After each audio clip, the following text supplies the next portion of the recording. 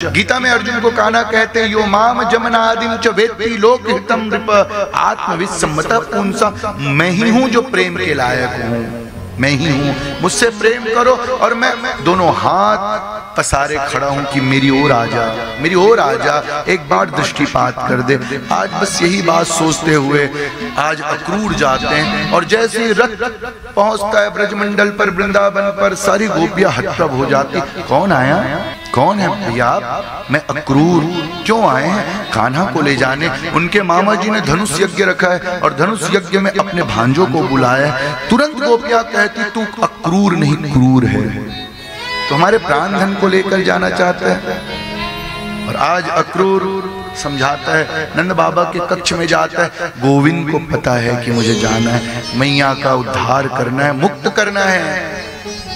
राज जैसे गोविंद से भेंट होती है अक्रूर की, गोविंद कहते, चाचा जी आप मैया को मत बताइएगा, मां सह ना पाएगी, मैया रो रो कर नदी की धार बहा देगी, नाथ आप मत बताइए। नंद बाबा को पता चलता है और सच कहता हूं, पिता को पता चल जाता है कि अब मेरा ठाकुर वापस ना लौटेगा।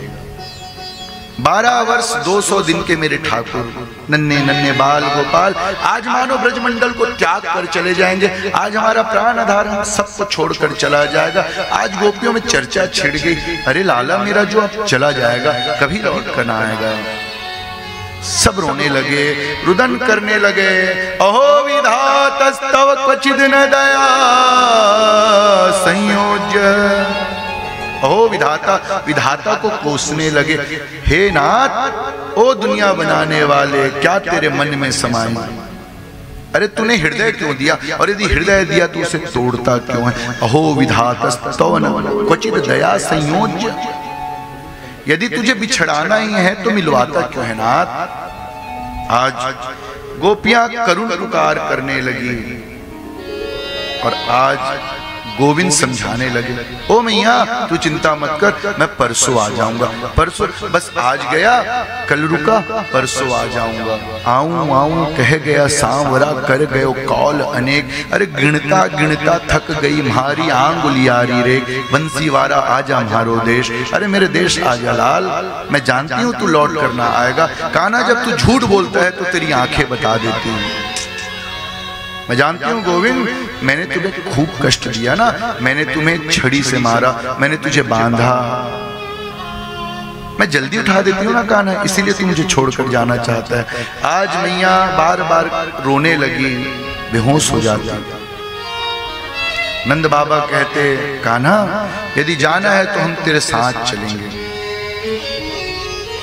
कान्हा कहने लगे, ठीक है बब्बा आप मेरे साथ चलो। आज सारी मित्र मंडली एकत्रित हो गई, रथ पर आरूढ़ होकर अक्रूर समझाने लगे, बड़े बड़े ज्ञान की बात करने लगे। भैया ये अद्वैत है, ये परम पुरुष है, अरे इनके लिए आप क्यों रोते हैं, ये तो परम पिता है। बड़ी ज्ञान की बात करने लगे।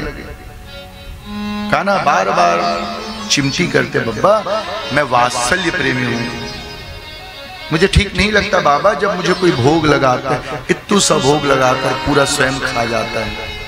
मुझे अच्छा नहीं लगता बाबा कि मुझे तस्वीर बनाकर दीवालों में चिपका दिया जाता है। मुझे अच्छा नहीं लगता बाबा कि मूर्ति बनाकर दूर कर दिया जाता है। मुझे तो मातृत्व अच्छा लगता है, मुझे तो वात्सल्य अच्छा लगता है।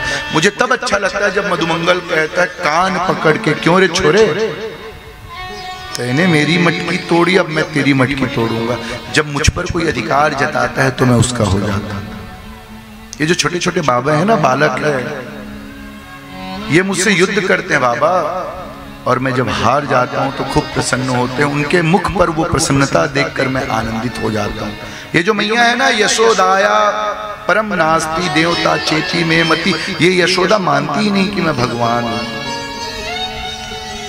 और भगवत्ता मुझ में कभी आह्लाद नहीं देती नाथ। मैं तो मानव कि हृदय में समाहित होना चाहता हूं, मैं तो मानव जैसा करुणावान बनना चाहता हूं। मैं तो चाहता हूं कि मुझे करुणा के रूप में पूजे।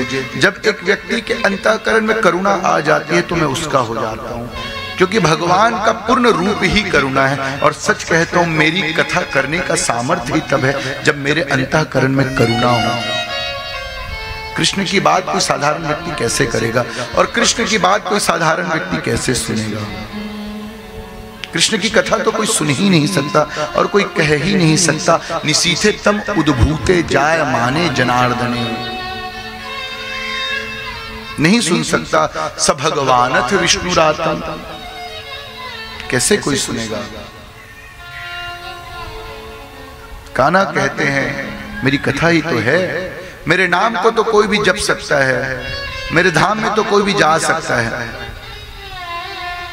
मेरी लीला को तो कोई भी सुन सकता है, मेरे स्वरूप को तो कोई भी स्मरण कर सकता है, लेकिन मेरे गुण को स्थापित करना बहुत कुछ लोगों के बस की बात है जो मेरे गुण को समझ जाए।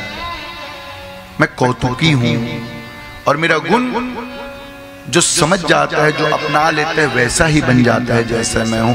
मेरे गोविंद कहते हैं मैं बनाना चाहता हूं, मैं न शिष्य बनाना चाहता हूं, न चेला बनाना चाहता हूं। बाबा ये सब मेरे सखा मुझ जैसे हैं।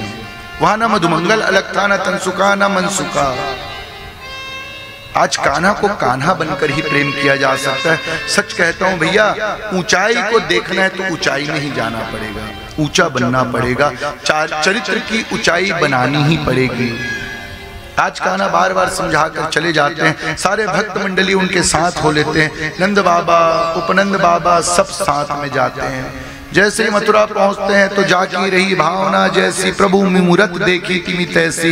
वहां जो नगर की स्त्रियां हैं, जो नौजवान युवतियां हैं, वो पति के रूप में देखने लगी, प्रेमी के रूप में देखने लगी। बुजुर्ग माता है, बुजुर्ग भाई जी उनको पुत्र के रूप में देखने लगे। नौजवान जो लड़के थे सखा के रूप में देखने लगे, और जो कंस के चहेते थे वो दुश्मन के रूप में देखने लगे। जय हो जय हो। वर्षा फूलों की होने लगी गोविंद के ऊपर। इतने सुंदर मेरे ठाकुर की ऐसा बदन की कृष्ण का मंदिर दिखाई दे, बोले तो बांसुरी कहीं बजती सुनाई दे। चलने लगे, ठुमक ठुमक ठुमक कर चलते और कहीं दृष्टिपात कर देते, वहीं एक कन्या खड़ी और जैसे दृष्टिपात हो गई गोविंद की, वो बावली हो गई, बिहल होकर नाचने लगती। जिसकी ओर कान्हा देखते घुंघराले अलकावली, और कान्हा की दृष्टि जहां जहां पड़ती घट घट जात, जो जो दृष्टि पड़ती भैया घटाकाश हो जाता। मानो घड़ा फूट कर आकाश हो जाता, मानो देह का भान दूर हो जाता। जाते हैं माँ यमुना में स्नान करते हैं, आज सारे बाल गोपाल कहते कान्हा तेरी तो बड़ा सम्मान है यहाँ पर। अरे पहले हमको बताता तो सुंदर सुंदर वस्त्र पहन के आते। कान्हा कहने लगे मेरे मामा राजा है यहाँ पर, मथुरा अधिपति है, क्यों सम्मान ना होगा। और तनसुका कहता कान्हा पहले बता देता तो सुंदर वस्त्र पहन के आते। कितनी सुंदर सुंदर स्त्रियां हैं, कितने सुंदर सुंदर भाई जी, सब हमारी ओर देखते हैं। मधुमंगल तो कहता है पहले पता होता कान्हा तो अच्छा सज धज कर आते, तो कोई यहीं से कन्या ब्याह के ले जाते। कान्हा कहते तो चिंता मत कर, अभी वस्त्र की व्यवस्था करता हूं। और एक धोबी आता है, धोबी कंस के सारे राजपाल दरबारियों का, सैनिकों का वस्त्र लेकर आता है। गोविंद कहते ओ धोबी ठहर जा। कौन है बालक तू? हम राजा के भांजे हैं और ये सारे वस्त्र हमारे मित्रों को पहनना है। धोबी कहता ग्वारिया, क्योंकि सबको पता है कि कंस का दुश्मन है कृष्ण। अरे तेरी ऐसी बखत कि तू कंस राजा का वस्त्र पहने। धोबी को बात समझ ना आती, और जब जीव को बात समझ ना आती मेरे परमात्मा बार बार समझाते लोके हो लोक हितम नृप, अरे तेरा कल्याण होगा मुझे भज।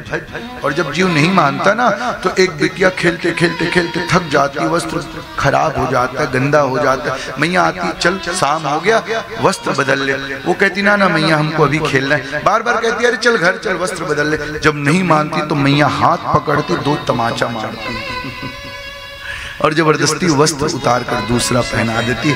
बस वैसे ही ठाकुर जी बार बार जीव को कहते भैया तू शिव है, क्यों ना किधर उधर उलझा रहता है। नहीं माना धोबी रूपी जीव। परमात्मा ने एक मुष्टिका का प्रहार किया, धड़ाम से धोबी वहीं मूर्छित हो गया। मेरे ठाकुर ने सारे वस्त्र ले लिए और अपने मित्रों से कहने लगे, ओ तन सुखा, ओ मन सुखा, ओ मधुमंगल, चल अपना अपना अपना अपने पसंद का छांट लो और सब पहन लो। सब पहनने लगे। भैया कोई पैजामा को सिर के ऊपर पहनता, दोनों हाथ पैजामा में डालता, ओ कान्हा देखो मुझे चलते नहीं बनता। कोई कुर्ता को पाँव में पहन लेता, अलग अलग अलग, क्योंकि पहनने तो आता नहीं। पास एक दर्जी था, देखकर मुस्कुराने लगा, कहने लगा, गोविंद क्या मैं आपके वस्त्र सुधार दूं? दर्जी ने सब वस्त्र को सुधार दिया। परमात्मा ने आशीर्वाद दिया, जाओ दर्जी, तब तक जब तक जीवित रहोगे कभी चश्मा ना लगेगा और सुई पर धागा आर पार कर दोगे, मानो भव सागर पार हो जाएगा। आशीर्वाद दिया और वो आशीर्वाद आज भी फलीभूत है। देखो ना, फैशन का युग आ गया, तुम्हारे घर में कभी संपत्ति की कमी ना होगी। अब फैशन के युग में भैया दर्जी एक लौटा ऐसा व्यापारी है कि मैयाओं के जीवन में दो समस्या आ गई। पहली समस्या ये कि यदि शादी ब्याह भागवत की कथा उत्सव फंक्शन है तो पहनने के लिए कपड़ा नहीं, और दूसरी समस्या ये कि रखने के लिए अलमारी में जगह नहीं। अब ये दो समस्याओं से जूझती हमारी माताएं। पहनने के लिए कपड़ा ही नहीं, कोई भी फंक्शन हो तो नहीं नहीं नहीं रोना रखती हैं, और यदि कपड़ा खरीद भी ले तो अलमारी में रखने का जगह भी तो नहीं, क्या करेंगे बताइए। तो दर्जी माला माल होने लगे, कन्हैया का आशीर्वाद था, और चलने लगे।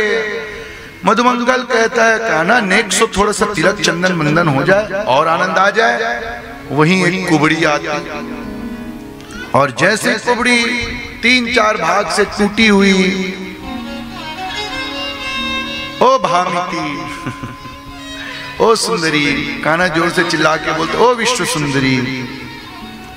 वो लज्जित होते आते, अरे प्रभु हम तो टेढ़ी मैली कुचैली टेढ़ी मेढ़ी, हमें कैसे सुंदरी कहते हैं।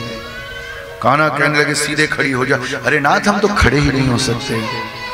मेरे कान्हा ने अपने पैर को उस कुब्जा के पैर के ऊपर रखा और थ्योड़ी में उंगली डाली, अंगूठा, और सीधा कर दिया।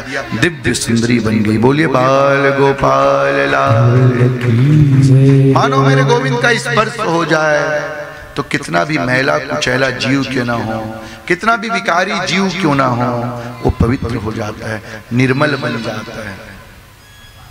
बड़ी पावन चर्चा। मेरे गोविंद चौर दर्शन देने लगे, सबको दर्शन देने लगे। आज चानूर मुष्टिक कुवलिया पिंड हाथी, उसका वध किया, और जैसे ही प्रवेश किया महल पर, और अकायक सारे महल से आवाज उठ गई, मेरे गोविंद का आगमन हुआ, और सब कहने लगे, बांके बिहारी लाल तेरी जय होवे।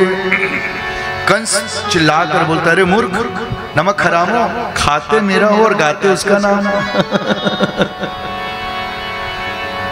मेरे गोविंद का जैसे ही प्रेजेंस हुआ, देखिए इस कथा से एक बात मैं बता दूं, सत्य जैसे ही थोड़ा भी झलकता है ना आपके जीवन में, तो अकायक आप जय जयकार करने लगते हैं। बोले बाल गोपाल लाल की जय। आइए हम अपने ठाकुर जी का स्वागत करें मथुरा में।